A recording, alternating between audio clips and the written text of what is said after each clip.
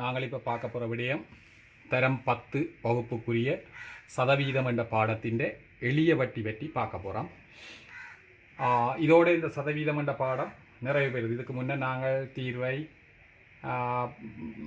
வருமான வரி, வெட் வரி, இறை வரி அது அவ்வளோ பார்த்துனாங்க. அது ஒரு கடைசியாகத்தான் நாங்கள் எளிய வட்டியை பார்க்குறோம். இந்த எளிய வட்டியில் முதல்ல நாங்கள் பார்க்க போகிறோம். பாருங்க என்ன கணக்குண்டா, ஒரு ஆண்டிற்கு 12% எளிய வட்டி வீதத்தின் கீழ், ஒரு ஆண்டிற்கு 12% எளிய வட்டி வீதத்தின் கீழ் ரூபாய் 5000 கடன் பெற்ற ஒருவர் 3 ஆண்டுகளில் அவர் செலுத்த வேண்டிய எளிய வட்டி ஆகும். 12% ஆண்டு எளிய வட்டி. இப்போ 12% ஆண்டு எளிய வட்டி என்றால் அர்த்தம் என்னன்னா, ஒரு வருட எளிய வட்டி 12% என்றால் 100க்கு 12. அவ்வளோ. ஒரு வருட எளிய வட்டி 100க்கு 12. ஆனால் எங்களுக்கு எவ்வளவு சொன்னா 5000 ரூபாவுக்கு சொல்லப்பட்டது. அப்போ நாங்கள் இதில் இந்த 2 சைவரையும் சுருக்கி கொள்வோம். சைவர் 12 இது ஒரு வருட வட்டி. ஆகவே எங்களை கேட்டது 3 வருட வட்டி, எளிய வட்டி தானே. இப்போ ரூபாய் 600 தர 3 அவ்வளவு 1800. அப்போ 5000 ரூபாய் கடன் பெற்ற ஒருவர் 3 வருட முடிவில் செலுத்த வேண்டிய வட்டி 1800 ரூபா. இது நாங்கள் இருக்கா, நான் இந்த கணக்கு இருக்கா விரிவா விளங்கப்படுத்துகிறேன். இதுக்கான எங்களுக்கு பகுதி ஒன்றில் வரைக்கும் இப்படி எல்லாம் எழுத தேவையில்லை. ஒரு சுருக்க முறையில் எழுதலாம். பாருங்க, இது முறை 1 போட்டுக்கொள்ளுங்க, இதை முறை 2 போட்டுக்கொள்ளுங்க. முறை 2ல் பார்க்க அப்போ மொத்த வட்டி சமன் 100க்கு 12. எவ்வளவுக்கு? 5000 ரூபாவுக்கு எத்தனை வருடம்? 3 வருடம் தர 3. அவ்வளோ. இப்போ சொல்லுங்க, சைவர் 1260 தர 3 1000. ஒரே வழியில் சரிதானே? ஓகே. இதே போல கணக்கு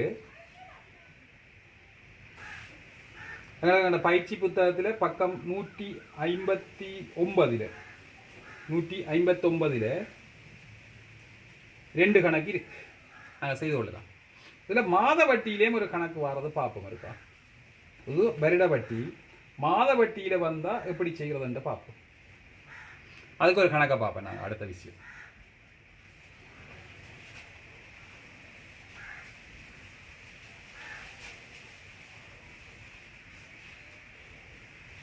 கணக்கை பார்ப்போம்.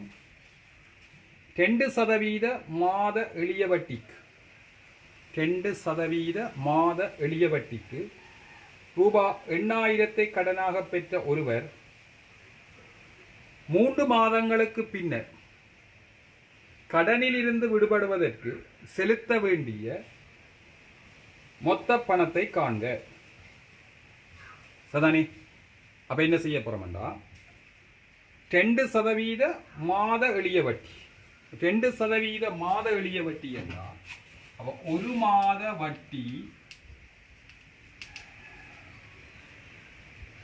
100க்கு 2. 2% வேண்டாம். இந்த விளக்கம் 100க்கு 2 ஒரு மாத வட்டி. அது எவ்வளவு காசு கண்டா 8000 ரூபா. எவ்வளோ வருது? 160 ரூபா. கேட்டது 3 மாத வட்டி 160 தர 3 420. இதை ஒரேவா நான் முன்ன சொன்ன மாதிரி ஒரேவாவே இதை கண்டு அதை 3ஆல் பெருக்கி போட்டு ஒரேவா போட்டு காணலாம். அவை திருப்பி செலுத்த வேண்டிய மொத்த தொகை 8000 ரூபாவோட 3 மாத முடிவில் திருப்பி செலுத்தணும். 8000 ரூபாவோட வட்டி 480 கூட்டவும் எவ்வளோ இருப்பது? 8480. சரியா? இது மாதத்தில் வேண்டாம். இப்படியான புக்கில் இருக்கங்களுக்கு ஒரு வருடமும் 5 மாதமும். அப்போ ஒரு வருடமும் 5 மாதமும் என்றால் ஒரு வருடம் என்றால் 12 மாதம், 5 என்றாங்கால 12 5 17 மாதத்துக்கு வட்டி காண்ற கணக்கும் இருக்கு. இதே போல செய்யலாம். ஒரு மாதத்துக்கு கண்டா இப்போ மிச்ச மாதத்துக்கு காண்றோம். சரியா? இது வட்டி தொகையும் திருப்பி செலுத்த வேண்டிய மொத்த தொகையும் காண்றது கணக்கு பார்த்துறாங்க. ரெண்டாவது பார்ப்போம், இந்த வட்டி வீதம் காண்றதுல ஒன்று பார்ப்போம். இந்த எளிய வட்டியில வட்டி வீதம் காண்ற கணக்கு. வட்டி வீதம் என்றது பார்ப்போம். இன்னொரு கணக்கை பார்ப்போம். எளிய வட்டிக்கு கடனாக பெற்ற ரூபாய் 7500க்கு ஒரு ஆள் எளிய வட்டிக்கு கடனாக 7500 ரூபாய் பெற்ற 2 ஆண்டுகளின் பின்னர் செலுத்த நேரிட்ட வட்டி 1200. 2 ஆண்டுகளுக்கு செலுத்த நேரிட்ட வட்டி 1200 எனின் அறவிடப்பட்ட ஆண்டு எளிய வட்டி வீதத்தை காண்க. அப்ப 2 ஆண்டு எளிய வட்டி எவ்வளவு? 1200. அப்ப 2 ஆண்டு எளிய வட்டி 1200. 2 ஆண்டு எளிய வட்டி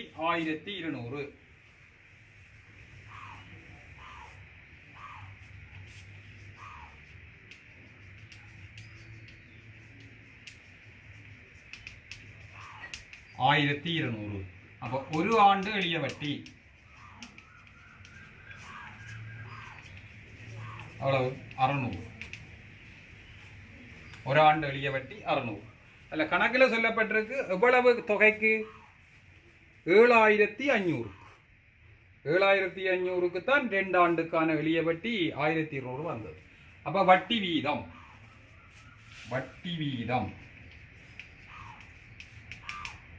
எவ்வளவு? 7500க்கு தான் 600 தர 100. 7500க்கு 1200 காணல. ஏன் 1200ன்றது 2 வருடத்துக்கு. ஒரு வருடத்துக்கு தான் பார்க்கணும். வட்டி வீதம் வந்து ஒரு வருடத்துக்கு தான் பார்க்கணும். வருட வட்டி வீதம். அப்போ 7500க்கு 600. இதை பார்த்தா 2 என்னது? 600ன் கீழ் 75. 75 நான் சுருக்கிறத பாருங்க. சோமானது 150ல் 275. இப்போ 300ல் 4. 300ல் 4 75. 600ல் எவ்வளவு? 8. அப்ப என்ன விட? 8%. சுற்றுக்கள் எப்படியும் செய்யலாம். 10ஆம் ஆண்டு தானே ஈஸியாக செய்து.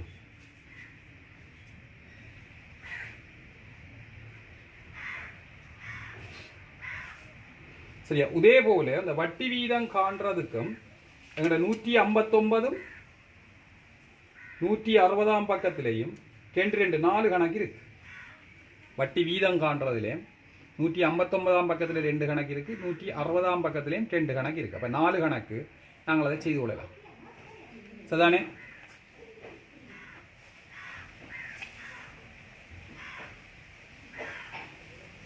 அடுத்த கணக்கு பார்ப்போம். அது கொஞ்சம் வித்தியாசம். அது கொஞ்சம் இதை போல சற்று வித்தியாசம். எப்படி பார்ப்போம் கணக்கு? 12% ஆண்டு எளிய வட்டி வீதத்தின் கீழ் கணக்க பாருங்க. 12% ஆண்டு எளிய வட்டி வீதத்தின் கீழ் 10,000 ரூபாவை கடனாக கொடுத்த ஒருவருக்கு வட்டியாக 3,600 எவ்வளவு காலத்துக்கு பின்னர் கிடைக்கும்? வட்டியாக 3,600 எவ்வளவு காலத்துக்கு பின்னர் கிடைக்கும்? இதுதான் கணக்கு. 12% எளிய வட்டிக்கு 12% எளிய வட்டிக்கு 10,000 ரூபாவை கடனாக பெற்ற ஒருவருக்கு வட்டியாக 3,600 எவ்வளவு காலத்துக்கு கிடைக்கும்? நாங்கள் இந்த கணக்கு செய்கிறதுக்கு வசனங்கள் எழுதி செய்து காட்டுறேன். இந்த I = PRT 100 சமன்பாட்டை போட்டு காணலாம், கண்டுபோட்டு விடலாம், பிரச்சனை இல்லை. ஆனால் இந்த முறையில் செய்து காட்டுறேன். அது இதை விட ஈஸியாக இருக்கும். ஆனால் சில பேர் அந்த சமன்பாடு போட்டு செய்கிறதே ஏற்கினம் இல்லை. ஆகவே நாங்கள் இதை வசனம் எழுதி செய்து பார்த்தா பிரச்சனை இல்லை, செய்து பார்ப்போம். அப்போ ஒரு வருட வட்டியை பார்ப்போம். 12% படி 10,000 ரூபாவுக்கு.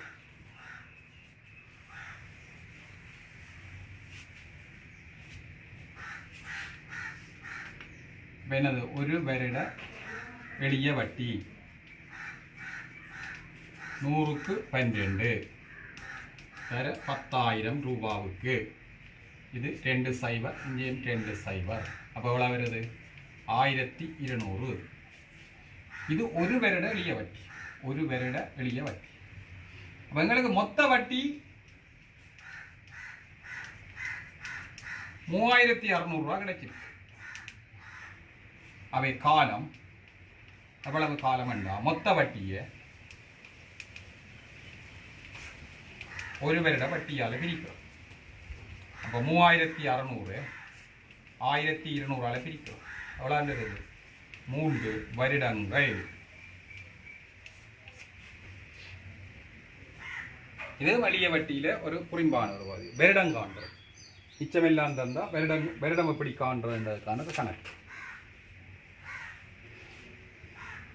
இதுலேயும் கிடக்கு 160ஆம் பக்கத்தில் ஒரு 3 கணக்கு இருக்கு. 10வது 11வது 12ஆம் கணக்கு இருக்கு.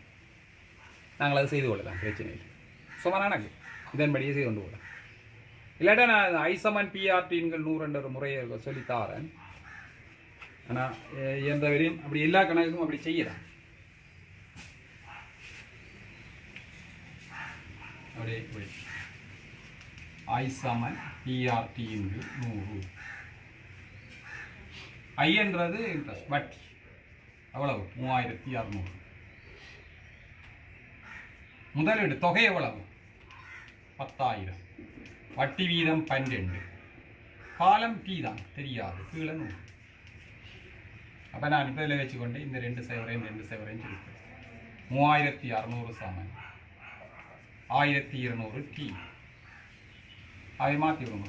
1200 டி சமன் 3600. அவை டி சமன் 3600 கீழ் எத்தனை முறை வர போகுது? 3 ஆண்டுகள். இப்படியும் செய்யலாம், இப்படியும் ஒரு முறை இருக்கு, இப்படியும் செய்யலாம்.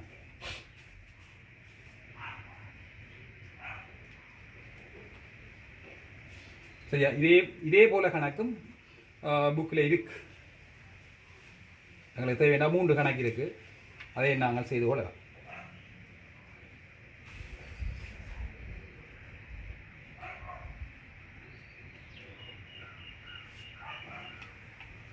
அடுத்த ஒன்று பார்ப்போம், கொஞ்சம் வித்தியாசம் கணக்கு.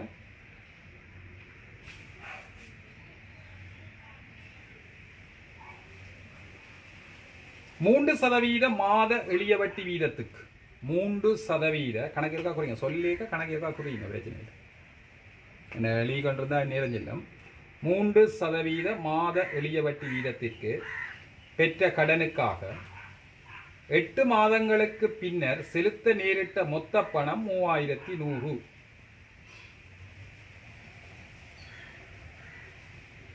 எனின் கடனாக பெற்ற தொகையை காணும். கடனாக இது கொஞ்சம் வித்தியாசம். கடனாக பெற்ற தொகையை கேட்டுக்கிறார். எத்தனை கணக்கு என்னன்னா 3 மாத எளிய வட்டி வீதத்திற்கு பெற்ற கடனுக்காக 8 மாதங்களுக்கு பின்னர் செலுத்த நேரிட்ட மொத்த பணம் 3100. அப்ப கடன் தொகையை நாங்கள் வேற முறையில் செய்கிறோம், வேற முறையில் பார்ப்போம். கடன் தொகையை எக்ஸ் எடுப்போம். கடன் தொகை எக்ஸ்.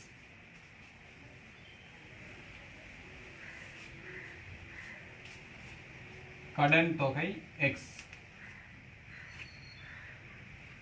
அதானே.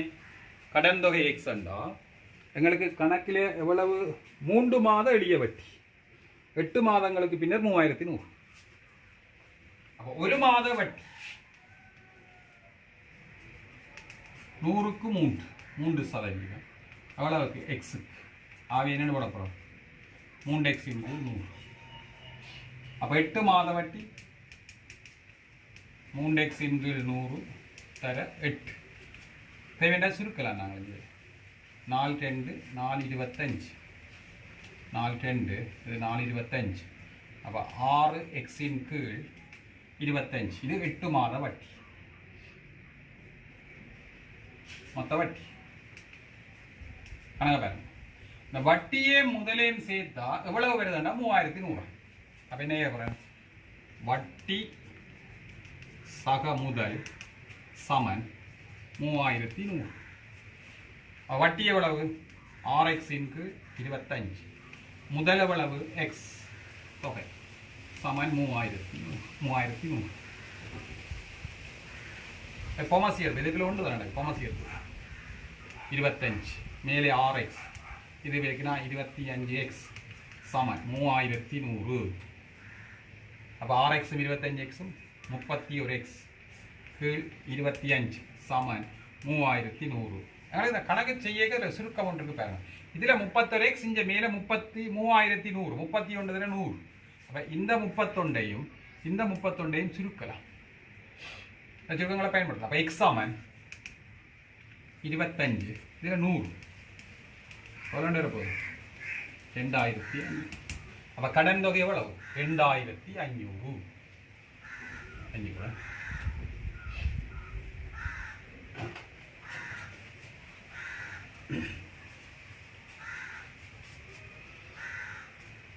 இப்போ ஒரு எளிய வட்டியில் எப்படிப்பட்ட கணக்கு வந்தாலும் செய்யக்கூடிய அளவுக்கு வந்துட்டு தொகை காண்றதுண்டா என்ன எப்படி காண்றதுண்டா என்ன வந்துட்டு.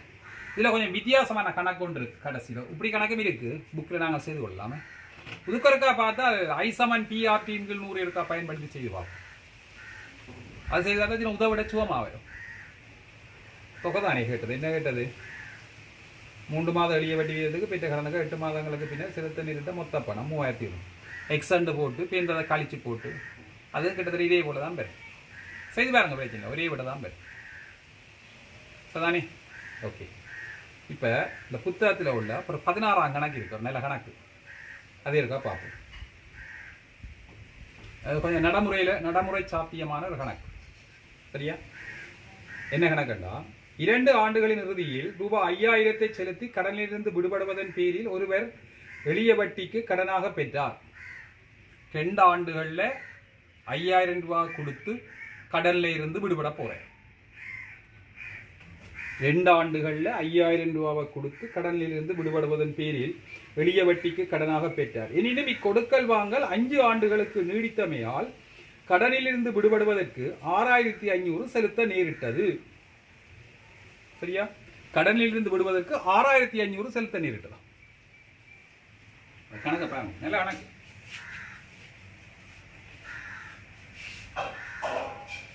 சரியா? 2 ஆண்டுகள்ல 5000 ரூபாய் செலுத்தி கடன்ல இருந்து ஒருவர் விடுபட நினைச்சார். ஆனால் 2 ஆண்டுகள்ல அவர் விடுபட முடியாம போச்சு. 2 ஆண்டுகள்ல கொடுக்க இல்லாம போச்சு. அப்ப 5 ஆண்டுகள்ல அந்த கடல்ல இருந்து விடுபடுவதற்கு ரூபாய் 6500 காசை கொடுத்து கடல்ல இருந்து விடுபட்டார். அப்ப 2 ஆண்டுகள்ல 5000 ரூபாய் கொடுத்துருக்கலாம், கொடுக்கலாம் போச்சு. 5 ஆண்டுகள்ல 6500 கொடுத்துருக்காரு. அப்ப இந்த 3 ஆண்டு வட்டி எவ்வளவு சொல்லுங்க? 3 ஆண்டு வட்டி எவ்வளவு? ரூபாய் 6500 சய ரூபாய் 5000. அப்ப எவ்வளவு? ரூபாய் 1500. 3 ஆண்டு வட்டி. அப்ப 1 ஆண்டு வட்டி 1500 3 ஆளை பிரிச்சா வருது 500. 1 ஆண்டு வட்டி 500. அதானே? இப்ப கேள்வி கேட்டது என்னண்டா, என்ன கேள்வி கேட்டதுண்டா, 1 ஆண்டுக்கு அவர் செலுத்திய வட்டியை காண்க. கண்டா? அதான் கேள்வி. 1 ஆண்டுக்கு அவர் செலுத்திய வட்டியை காண்க. கண்டாச்சு. 2வது அவர் பெற்ற கடன் தொகையை காண்க. 2ஆம் கேள்வியை பாருங்க. அவர் பெற்ற கடன் தொகை. அவர் 2 ஆண்டுகள்ல எவ்வளவு கட்ட போறார்? கடன்ல இருந்து உள்ளவங்க 5000 ரூபாய். 2 ஆண்டுகள்ல 5000 ரூபாய். 2 ஆண்டில 5000 ரூபாய் கட்ட போறாருண்டா இதுல வட்டி இருக்கு. ஒரு ஆண்டுக்கு 500, மற்ற ஆண்டுக்கு 500, மிச்சம் எவ்வளவு இருக்கு? 3000 ரூபாய். அப்ப 1000 ரூபாய் வட்டி 3000 ரூபா 4000 ரூபா மிச்சம் 4000. சாரி, அது 2 ஆண்டு வட்டி உண்டா. 1 ஆண்டு வட்டி 500, மற்ற ஆண்டு வட்டியும் 500. அதில் மிச்சம் எவ்வளோ இருக்கு? 4000 ரூபா. அப்போ 1000 ரூபாவும் இதில் எவ்வளோ வருது? 4000 ரூபாவும். அப்போ 5000 ரூபா. அப்போ கேள்வி என்னண்டா, அவர் கடன் பெற்ற தொகை, இது வட்டி. அப்போ கடன் பெற்ற தொகை ரூபாய் 4000 வந்து அதானே. ஒரு ஆண்டுக்கு 500 வட்டி. அடுத்த கேட்டது என்னண்டா, இந்த கடனுக்காக அறவிட்ட ஆண்டு வட்டி வீதம் யாது? கடனுக்கு 3வது கேள்வி. கடனுக்காக அறவிட்ட ஆண்டு வட்டி வீதம் யாது? எவ்வளோ வர போகுது? 100 ரூபாவுக்கா அது சதவீதம் பார்க்க ஒரு 4000 ரூபாவுக்கு, சாரி 4000 ரூபாவுக்கு எவ்வளோ வட்டி? 500. தர எவ்வளவு வீதம்ண்டா? தர 100. அப்போ இது 2 சைபர் 2 சைபர், இது ஒரு சைபர் ஒரு சைபர். 50/4 25/2 12.5%. ஓகே, இது எளிய வட்டியில் எங்களோட பயிற்சி கடைசியில் உள்ள ஒரு பெரிய கணக்கு. செய்து பார்க்கலாம். நல்ல கணக்கு.